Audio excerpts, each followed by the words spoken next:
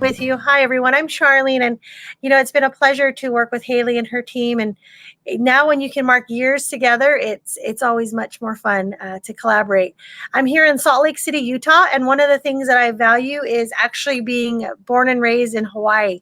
And so, coming to Utah was an experience in its own. In business, one of the things that happens a lot of times is we set ourselves up for being really extremely let down.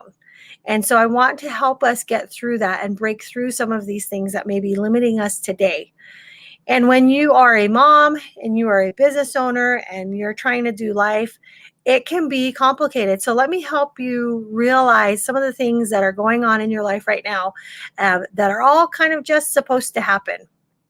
So first things first, when I first started in my business career, one of the things that I found out that I was living life by a checklist. And it was really hard to come to the realization that my checklist in life sometimes didn't match up in how life kind of came to be. And that happened very early on in my 20s after my education, my training at Walt Disney World, and being able to really travel the world with marketing and sales. My checklist wasn't matching, and that was really hard for me, and I was let down by that. And I felt like I wasn't accomplishing all the things I was set to do. But yet I didn't have the wisdom to understand that things just kind of work out the way they're supposed to. And there's so much that I can control. And the one thing I can really control is my reaction to everything. So hopefully what I'm going to present today will give you some insight and some permission to allow yourself to be human. So when I wasn't, filling out my checklist and looking at life and figuring out that I wasn't getting everything I wanted, the first person I naturally blamed was myself. I was thinking, what was I doing wrong? What was the things that I was falling short on? And I want to give you permission today, ladies, and some gentlemen, hopefully, who are watching this, that, you are created by design. To have some of the things in life be hard and some of the things to have some pain and struggle. That is all just by design. Those are the things that are supposed to be. And so if you experience some of that, I just want to give you permission to say, that's just life. And life sometimes has those things, good and the bad. So when I was in my late 20s, I decided to adopt 2 children. And I didn't know a single thing about motherhood, and I was single at the time. And I just felt like this was my calling and my purpose. But how was I going to balance being an entrepreneur with being a mother of 2 children who were 6 and 7?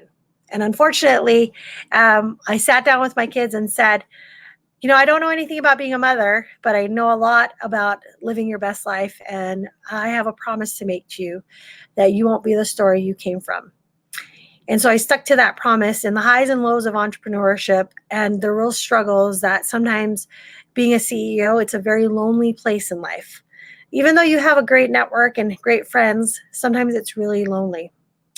I think sometimes my biggest frustration was I wish I knew what I knew now when I was 26 years old, making some big decisions in my life.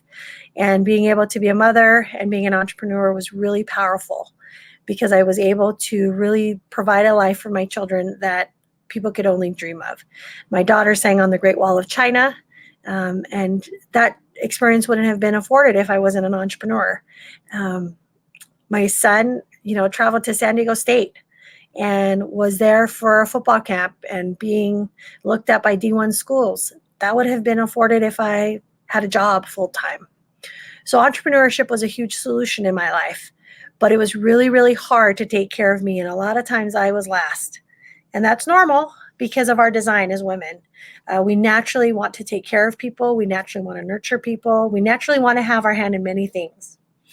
And so one of the things that I've done in my life is given myself permission to be human. And sometimes things aren't going to work out exactly the way we think it should be, but it works out exactly the way it should be. One of the things that I really feel it's valuable and sometimes frustrating for a lot of us entrepreneurs is we feel overwhelmed that we want to do all these tasks and get things done. So one of the things that I coach on is a stop doing list. So let me give you the body of what a stop doing list means. It means exactly that. The stop doing list is far more important than your doing list. it's because it gives you freedom to say no. Say no to the things that will not bring you the things that you want, and say yes to the things that will help you achieve your goals. So as a mother of 2 children and being single at the time, one of the biggest things I had to stop doing was really being worried about what people thought about me, what people were perceiving my situation as I was a single mom of 2 adopted children. I didn't walk around with that badge. I just said, they're my kids. I'm here to help them. I'm here to help them grow. I'm here to help them out of a situation that wasn't good for them, and that people's opinions didn't matter. And how did that translate in my own business? I stopped worrying about what other people thought. I stopped worrying of being about other people's checklists. I just kind of did me. And that's what allowed me to have great experiences as a mother, as an entrepreneur. Another thing about the stop doing list is I looked at all areas of my life, whether it was in my faith, was in my work, was in my personal life, within my self-care. I had to stop doing the things that weren't serving me. So one of the things I did was I stopped trying to make that I had to be everywhere. I gave myself permission to stop feeling like I needed to be everywhere from sunup to sundown, and that I had full control of my schedule and my time. It's one thing to have time. It's another to be able to choose how you spend your time. So hopefully that's something that you'll underline, highlight, and circle and really get clear. Your stop doing list allows you to be very selective how you spend your time. The last thing about the stop doing list, which has been really great in my, 17 years of, being in marketing, is that I had to stop worrying about what I didn't get done. I would set the intention for the day and for the week and for the month to focus on those things in my business that I really could control. And if it was having team meetings, if it was hiring VAs, if it was showing up to do speaking engagements, that's how I was going to spend my time. I intentionally set it up so that I could control my time in my business and in my personal life. I remember one experience, my son, who at the time was a freshman, he played varsity football. And as a freshman, that's a big deal. That's usually not very common at that young age and that experience. But my son had been playing football since he was 9 and had lots of experience under his belt. I remember I had flown from Hawaii to Las Vegas and then into Oregon to meet with Nike. And my son had a football game the next day. And he was going to be playing. And I told him, I'm going to be there for your game. And he said, how are you going to do that, Mom? You're in the mainland. And I said, yeah, I'm going to get home. Don't you worry about it. I'll be at the football field cheering you on, and you'll see me with my umbrella. I literally that night got off the phone, took a red eye from Oregon to Las Vegas, and then took the next flight from Las Vegas to Honolulu, got in my car, got to his game, and when he started running out, he saw me. Why do I share that story? Because my commitment to what I needed to focus on and do wasn't going to be found in my doing list. It had to be found in what I was going to stop doing, stop pressuring myself to do, to stop worrying about what other people thought. I just had to get out there and do it. And so that's been a really gift for my self-care. That's been a really great gift for my achieving a lot of things in my business, because I was able to prioritize in my personal life what really mattered most. And I hope that helps someone who's feeling guilty as a mom because they're working on their business and their son and daughter needs them. I get it. I understand. But that's the reason why you want to build a business, right? With systems and scales and with marketing and sales that works and flows. I want to give you permission to have everything you want, and that it's so possible. You just have to trust yourself.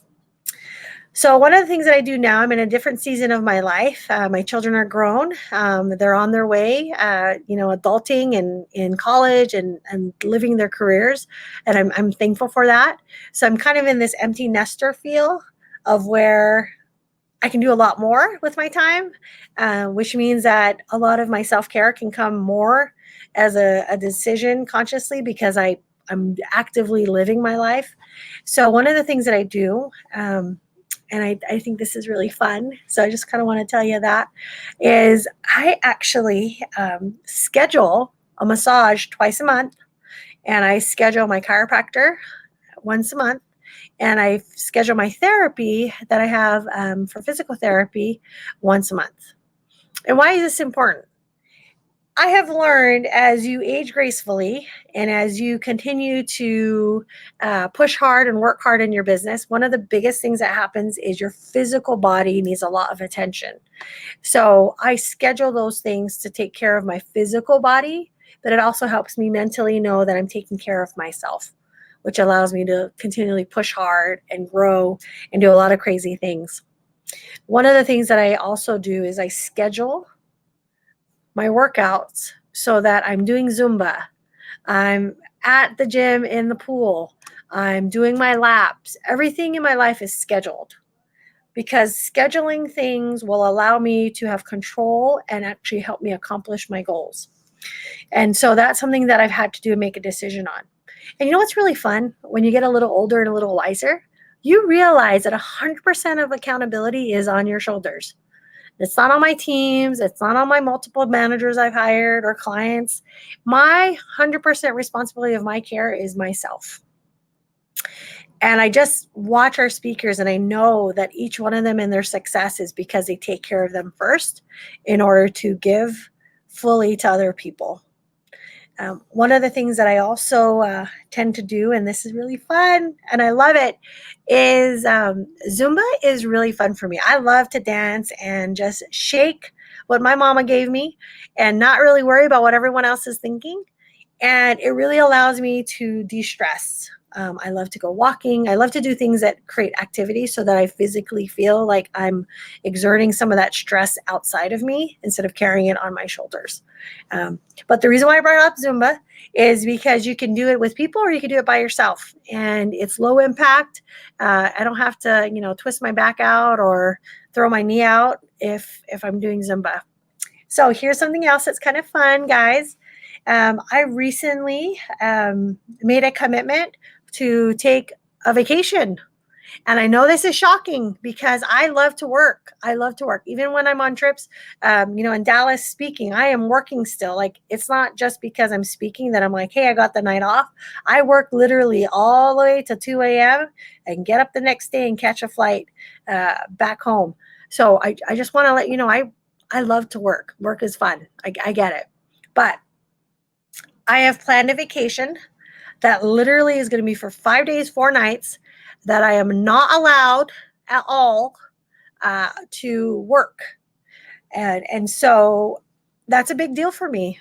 It's in September, and obviously I don't have, events during that time. I don't have client projects I'm working on. I don't have any speaking engagements. But I had to put that down so that I would make that commitment to myself and to my work and to my family, that I would get to a place where I could allow myself to have a vacation without feeling guilty of working.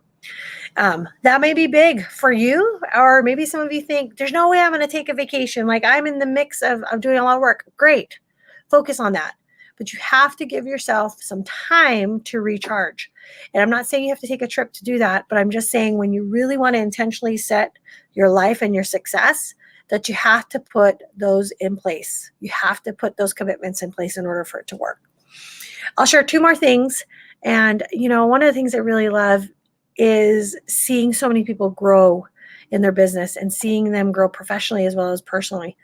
The next thing is I have learned the word grace. Grace is a powerful word. My team knows this. And a lot of my clients, I've had to coach them on this. But grace is to give yourself permission to forgive yourself for the things you didn't know and to forgive yourself for the mistakes and opportunities that you may have missed. That has been a huge self-care. And I want to tell you why. So I'm a 2nd degree black belt in judo. I have traveled the world playing judo. I have traveled the world and gone to the Olympic training centers. I've done a lot of national tournaments, very, very, very heavily involved in judo.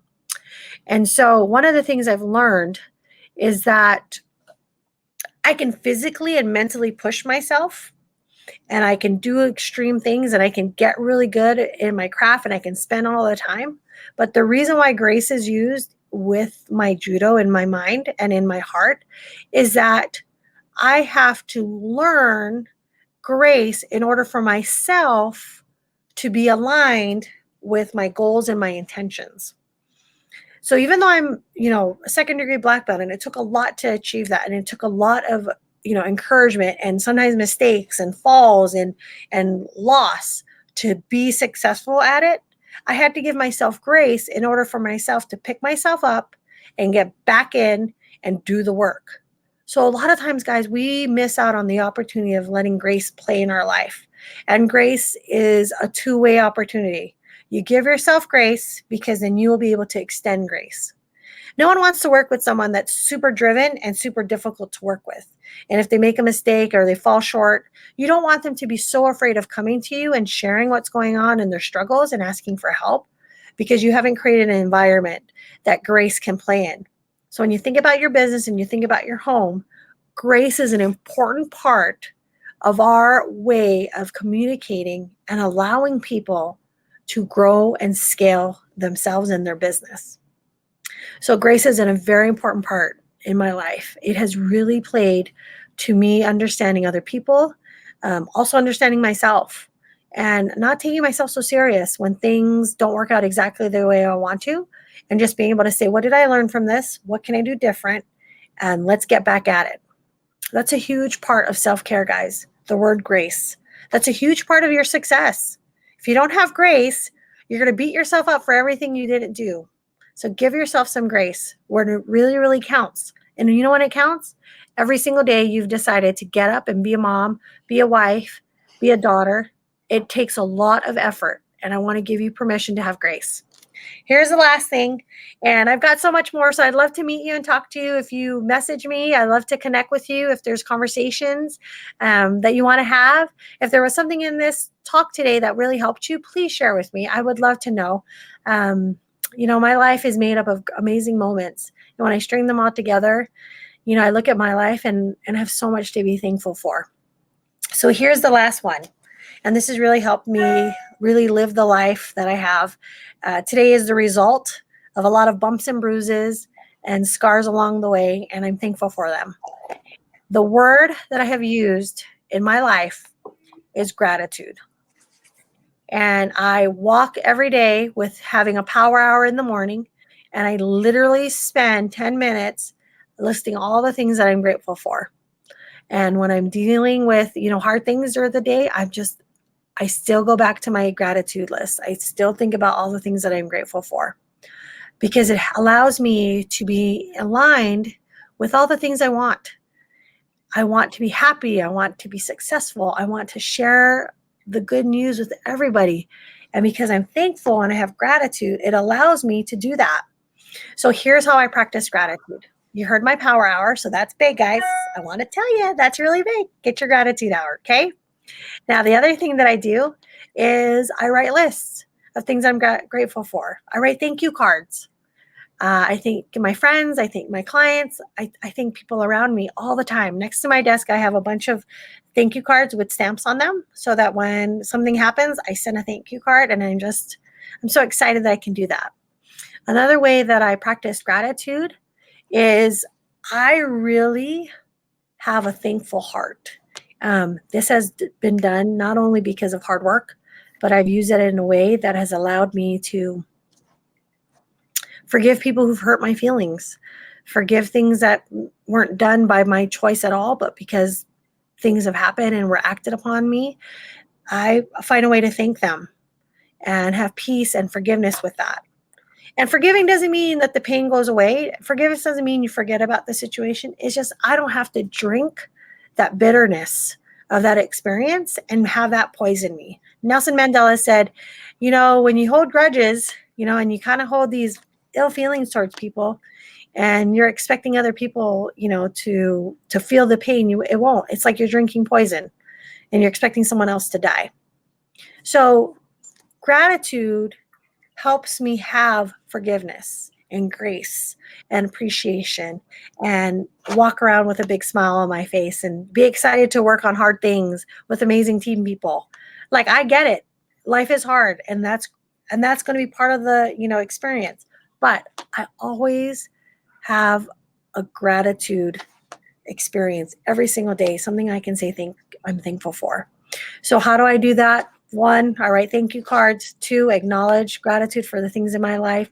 3, I actively look for ways to be thankful. I actively turn hard things into opportunities to say, what did I learn? What can I do better? What can I do to experience more good things in my life?